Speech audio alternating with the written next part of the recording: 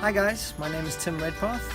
I am an actor and a physical theatre performer, and today I'd like to talk to you a little bit about posture, why it matters, how to get into a correct state of ease and better use of your posture, what they might call correct posture.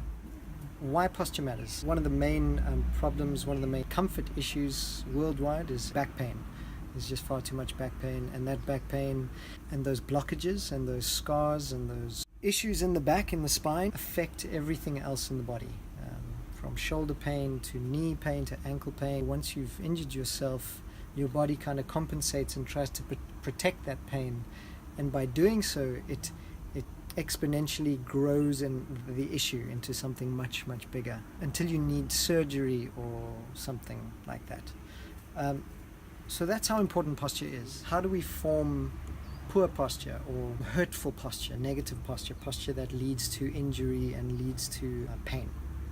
Our spine and our posture really truly follows an inside-out approach. My belief in what I've learned and the studies that I've done and the teachings that I've received all kind of focus on, if you look at yoga, it's all about the attitude, what you're thinking, what you're feeling on the inside will then resonate out. If you think about someone who feels old, who thinks old thoughts, their posture might become old.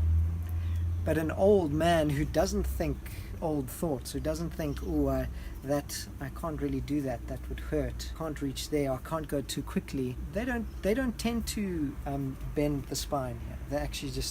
They're completely free and they have easy use of their body, simply because they're not thinking old thoughts. So the theory that I'm positing here is that posture is all about attitude, and not attitude, but more like attitude of ease, attitude of comfort. When I say that your posture may change negatively from when you're a baby to when you're older, is because it's the idea that scarring, emotional scarring and mental scarring, actually lives as memory in your spine. There's an exercise that I do with school kids and varsity students that I teach drama. Is the undulation characterization technique.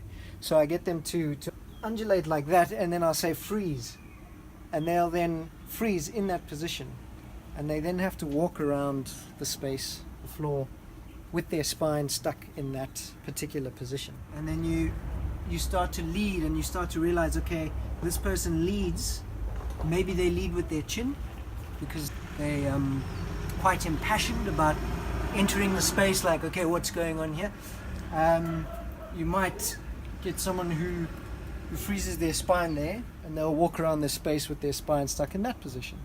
And in that way, I show them that you can watch anyone and you can see what part of their body they lead with. So a guy who it's very important for him to appear like manly, he's leading with his chest, expanding himself into the space, trying to dominate the space. Attitude, his posture, his attitude is about dominating the space. Or you can get someone who gets stuck here, and their spine is stuck like this because they're trying to hide from the space. And in that way, you can watch anyone, and you can see where the leading part of their body is. And in that way, where their spine, where the memory, where the scarring, and when I say scarring, you can tell a little boy, "Oh, you're such a big, strong man," and he thinks, "Okay, I've got to maintain this because this feels good." So he starts to do what big, strong men do, and he walks around like this. These are all very stereotyped characters, but what I'm trying to get at is, according to the attitude that we adopt and then habitually repeat from the expectations that people give us, our spine then memorizes that position and goes, yeah, I feel safe there. Or watching TV, I feel relaxed there.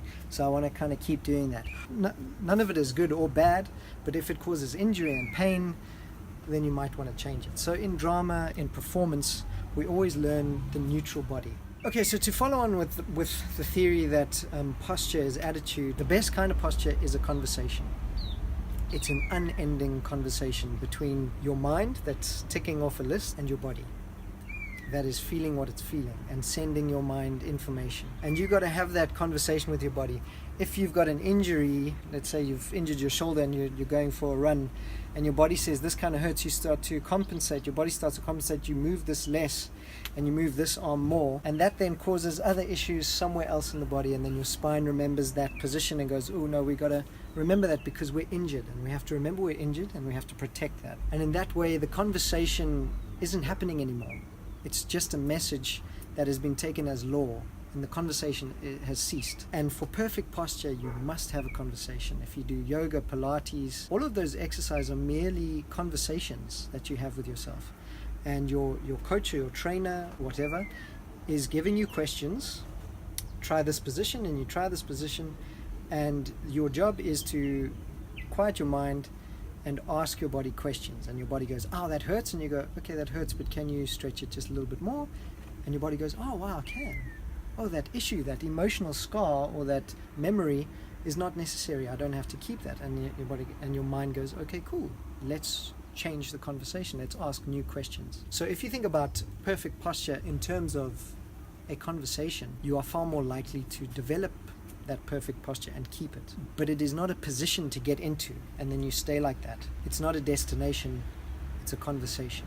It's something that is continually happening all the time, all day, while you're sitting, standing, running, walking, doing exercises. It's a conversation. Well, it's all right.